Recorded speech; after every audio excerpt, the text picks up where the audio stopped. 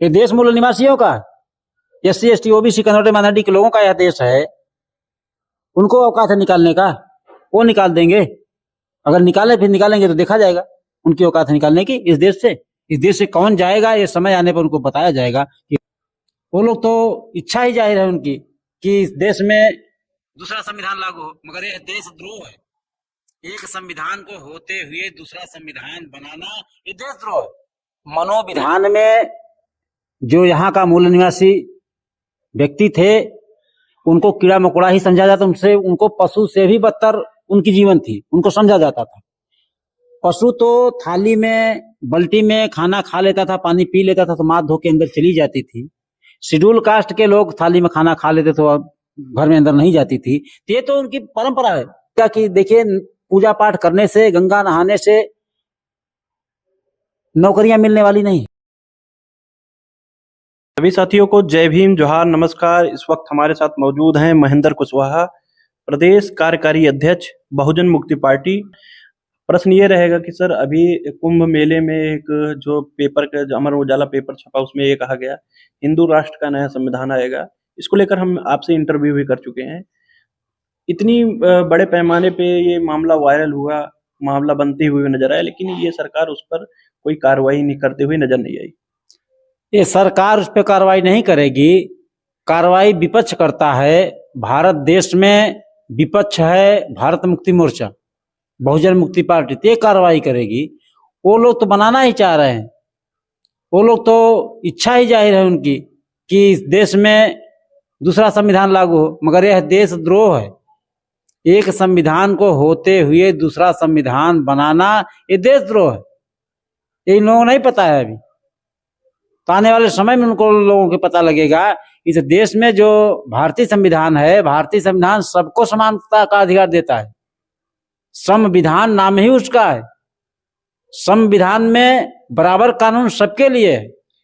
आरोप लगता है कि बाबा साहब ने संविधान लिखते समय उसमें जो कुछ वर्ग हैं उनके लिए उनकी हित की बातें नहीं लिखी, इसलिए उसका विरोध करते हैं लोग। बाबा साहब ने उनके भी हित की बात लिखी है। बाबा साहब ने देखा कि जिनको मनोविधान में कोई भी अधिकार नहीं है तो उनको पहले देना चाहिए। तो मनोविधान में SC ST OBC माइनॉरिटी कोई अधिकार नहीं था, मनोविधान था। और ये संविधान लिखा गया है। विधान और संविधान में बहुत बड़ा अंतर है। मनोविधान में समान जुर्म का समान दंड नहीं था, और भारतीय संविधान में समान जुर्म का समान दंड है। तो ये तमाम तरह की चीजें हैं। बाबा साहब ने जो लिखा बहुत ही बढ़िया लिखा है। बहुत सारे बाबा आ रहे हैं, वो कह रहे हैं, किसी को कह रहे हैं जो कुंभ नहीं हो गया वो देशद्रोही है, राष्ट्रद्रोही है, ऐसे बयान वो बार बार देते हैं। और जो भी लोग अपने समाज को, जैसे आप जैसे लोग, तो उनको बताया जाता है एंटी नेशनल या भारत के विरोधी लोग बताया जाता है, उनको लेकर क्या कहेंगे? अब उनको क्या कहा जाए, गधा ही कहा जा सकता है। भारत में 140 करोड़ आबादी है, क्या 140 करोड़ लोग यहाँ आएंगे? नहीं आएंगे। जब आप लोग ऐसे विरोध करते हैं उनका, तो आपको एंटी नेशनल बताया जाता है। तो उनका, हमारे बाप ने उनको भी संविधान में अधिकार दिया ना बोलने का, तो संविधान के तहत तो बोल रहे हैं ना, तो उनको बोलने का एंट्री बतावे, चाहे जो भी बतावे। हम लोग जो कह रहे हैं, हम लोग संविधान के दायरे में रह के कर रहे हैं। जो लाखों करोड़ों लोगों के हित की बात है वो हम लोग कर रहे हैं, और ये लोग तो केवल अपने हित की बात कर रहे हैं। ये तो केवल बुला रहे हैं, बुलाने के बाद यहाँ कोई व्यवस्था नहीं दे रहे। रास्ते में लोग परेशान हैं, यहाँ आके लोग परेशान हैं। योगी जो कहते हैं हमने 100 करोड़ की व्यवस्था की और 40 करोड़ आ रहे हैं। 100 करोड़ की व्यवस्था अगर की, 40 करोड़ आ रहे हैं, यह पोपोगंडा उन्होंने किया, तो 40 करोड़ की व्यवस्था करनी चाहिए थी ना। व्यवस्था अगर हुई होती तो अव्यवस्था कैसे होती? माघ मेले में लोगों ने जाया गए, जो सोशल मीडिया पे बयान दे रहे हैं कि यहाँ पानी की व्यवस्था नहीं, लैट्रिन की व्यवस्था नहीं है। लैट्रिन तो बने हैं मगर उसमें पानी की व्यवस्था नहीं है। तमाम तरह की वहाँ असुविधाएं हैं लोगों को, खाने पीने की कोई व्यवस्था नहीं है, लोग भूखे प्यासे कह रहे हैं। बागेश्वर धाम जी का भी एक और बयान आया है कि वो लोग कह रहे हैं जो भी लोग कन्वर्जन करेंगे या जो भी आदिवासी लोग कन्वर्जन होंगे, कन्वर्ट होंगे, धर्म मतलब दूसरा धर्म ग्रहण करेंगे, उनको देश से निकाल दिया जाएगा। क्या कहेंगे? क्या उनके बाप का देश है ये देश मूल निवासियों का है। SC ST OBC converted minority के लोगों का यह देश है। उनको औकात है निकालने का, वो निकाल देंगे। अगर निकाले फिर निकालेंगे तो देखा जाएगा उनकी औकात है निकालने की। इस देश से कौन जाएगा, ये समय आने पर उनको बताया जाएगा कि इस देश से में जाएगा कौन, कौन रहेगा कौन जाएगा। यह देश भारत के मूल निवासियों का है, वो लोग इस देश में आके रह रहे हैं तो जाना तो उनको पड़ेगा। बार बार देखा गया है कि पाखंडवाद में फंसकर जो बहुतायत समाज है, बहुजन समाज है, एसटी एसटी ओबीसी के लोग हैं, उन्हीं को कीड़ा मकोड़े की तरह उनको कुचल दिया जाता है। फिर भी सरकार उनके ऊपर कोई मतलब एक्शन नहीं लेती, आंकड़े नहीं बताती। क्या उनको सच में ये जो मनवादी सिस्टम है उनको कीड़े मकोड़े समझते हैं यहाँ के बहुजन लोगों को? मनोविधान में जो यहाँ का मूल निवासी व्यक्ति थे उनको कीड़ा मकोड़ा ही समझा जाता, उनको पशु से भी बदतर उनकी जीवन थी, उनको समझा जाता था। पशु तो थाली में बल्टी में खाना खा लेता था, पानी पी लेता था तो माथ धो के अंदर चली जाती थी। शेड्यूल कास्ट के लोग थाली में खाना खा लेते तो घर में अंदर नहीं जाती थी। तो ये तो उनकी परंपरा है, ये तो उनकी परंपरा में है। तो आज भी तो कीड़े मकोड़े समझ रहे थे कि वो भारतीय संविधान को नहीं मानते, भारतीय संविधान से लाभ लेते हैं, भारतीय संविधान से अपने को सुरक्षा प्रदान करते हैं, भारतीय संविधान के बाद नौकरियां ले रहे हैं, रोजगार ले रहे हैं, मगर भारतीय संविधान को मानते नहीं है। वो तो मनु विधान को मानते हैं। मनु विधान में तो ऐसा ही कोई प्रावधान ही नहीं है। मनु विधान में धन रखने का प्रावधान नहीं है, शस्त्र रखने का प्रावधान नहीं है, मान सम्मान का प्रावधान नहीं है, कोई भी प्रावधान नहीं है। मनु विधान में पशु अच्छा है, शेड्यूल कास्ट के लोग पशु से भी गंदे हैं।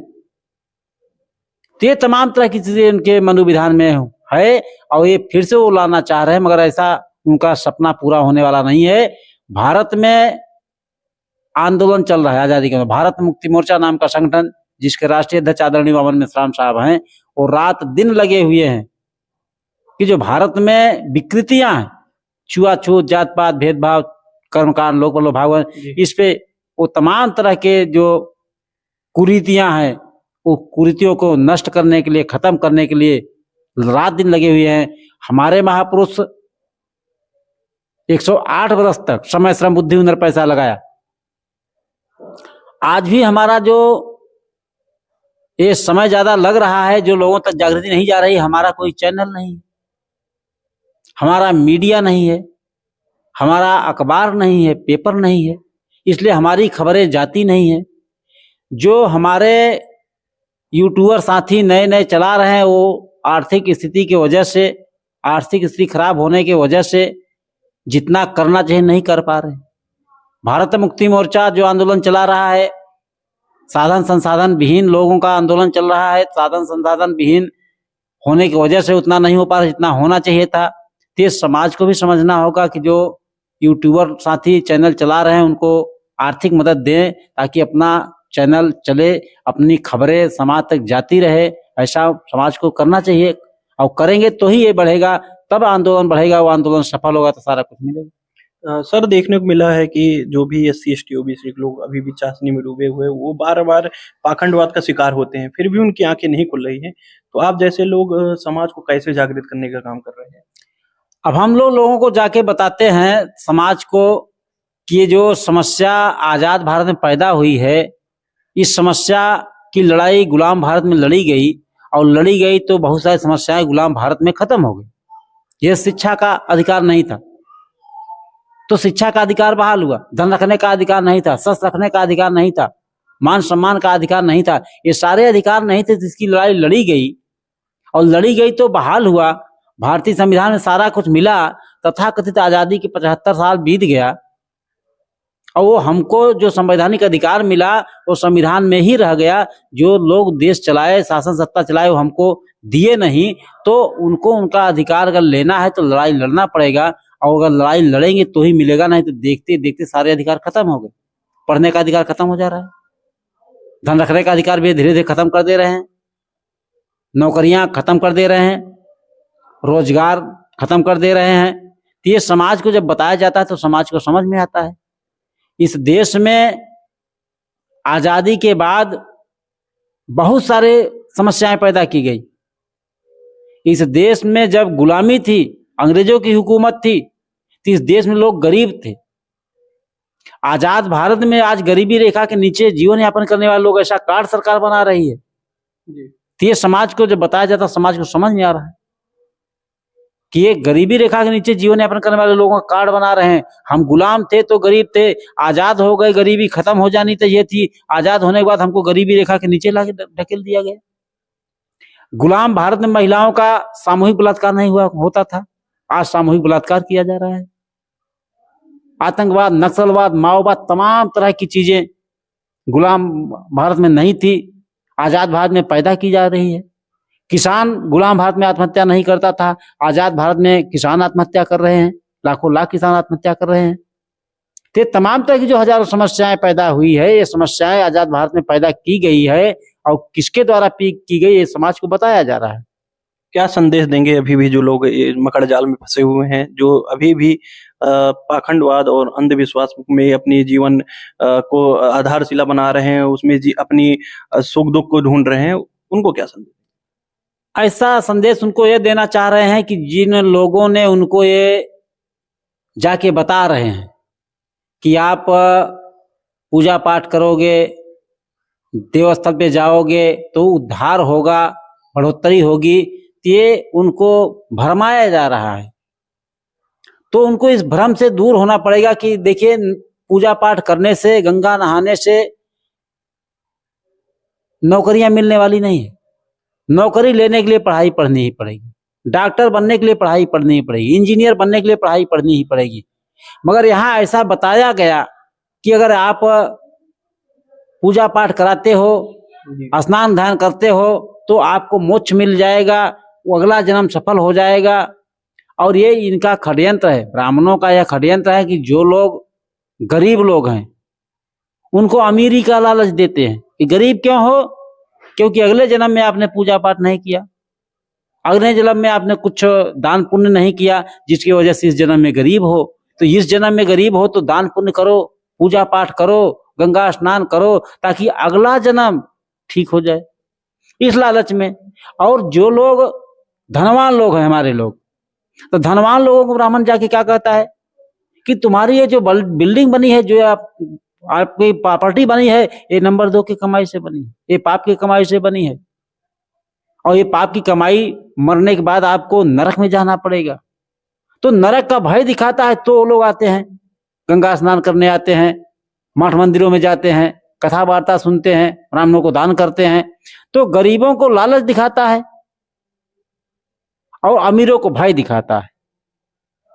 तो गरीबों को लालच दिखा के लूट रहा है और अमीरों को भय दिखा के लूट रहा है, दोनों स्थिति लूट रहा है। तो हम ये अपने समाज को देना चाहते हैं, संदेश देना चाहते हैं कि इनके पाखंडवाद से दूर हो जाइए और दूर होकर के अपने महापुरुषों द्वारा चलाए गए आंदोलन और आंदोलन के बदौलत जो संविधान में मौलिक अधिकार, संवैधानिक अधिकार मिले हैं, उसको लेने के लिए आज लड़ाई चल रही है और आपको उस लड़ाई में शामिल होना पड़ेगा और शामिल होकर के आने वाली पीढ़ी को बचाना होगा। डॉक्टर, इंजीनियर, वकील, प्रोफेसर अपने समाज में, अपने घर परिवार में बनाना होगा।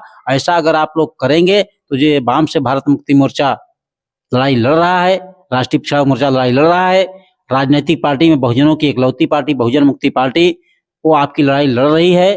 भारत में 32 राज्यों में, भारत के 32 राज्यों में वर्तमान समय बहुजन मुक्ति पार्टी है, छोटी मोटी पार्टी नहीं है। भारत के 625 जिलों में है, 4225 जाति के लोग जुड़ के बहुजन मुक्ति पार्टी में पूरे भारत में काम कर रहे हैं।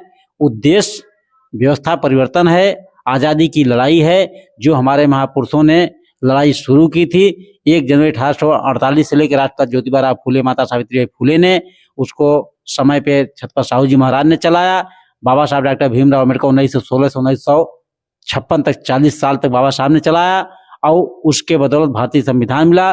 भारतीय संविधान में सारे अधिकार मिले, पढ़ने के, धन रखने के, शस्त्र रखने के, मान सम्मान, सारे अधिकार मिले, वो हम लोगों को नहीं मिल पाए, आने वाले समय में खत्म होते दिख रहे हैं। तो इसमें साथ सहयोग दे करके, मिलजुल करके लड़ाई लड़ना होगा और लड़ेंगे तो उद्धार होगा।